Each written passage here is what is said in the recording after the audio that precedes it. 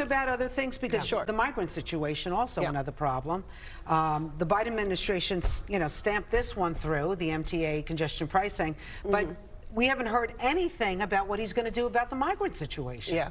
Why not? So, as you know, last time when I was here, we had just passed our Border Security Act. Schumer still has not done anything. He hasn't passed his own bill. If he doesn't like our bill, he should do his own bill to address the immigration issue and reenact border security. And I urge him to do that. But what we've been saying, and the mayor's out there saying that we should shorten the work authorization time. That's not going to help, by the way. That's not going to help, because right now it's 150 days, and then you can apply. But when you apply, whether it's 30 days or 150 days, there's such a backlog in court right now. 10 years to get a immigration date. You can't say that simply won't help, because a lot of these migrants can't work legally. But they won't be able to work because you have a 10-year wait to get a court hearing. So you can apply, but you still have to see a judge. So if you can't see a judge, so right now in Staten Island, people have surpassed that 150-day work period.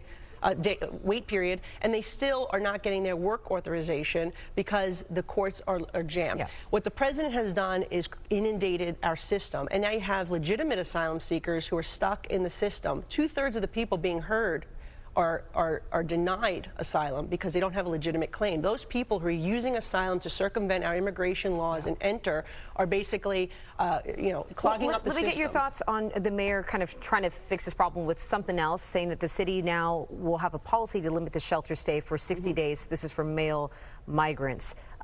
Is that any way going to kind of alleviate some of the issues that we're seeing? And I think he announced this the same day that the House banned or prohibited the mayor from being able to use schools as shelters. As you know, he was looking, even my alma mater in Staten Island, New York High School, they wanted to use it in the summer as a shelter.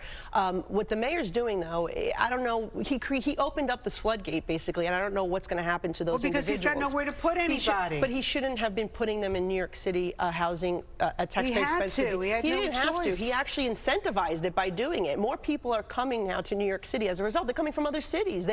His administration acknowledged that they're coming from Chicago and other places. But that's because we have we're the right offering to free shelter. Yes, but he's misinterpreting that law. That right to shelter law, and I've said this 1,000 times, that the mayor should be challenging that law. He's misinterpreting the law.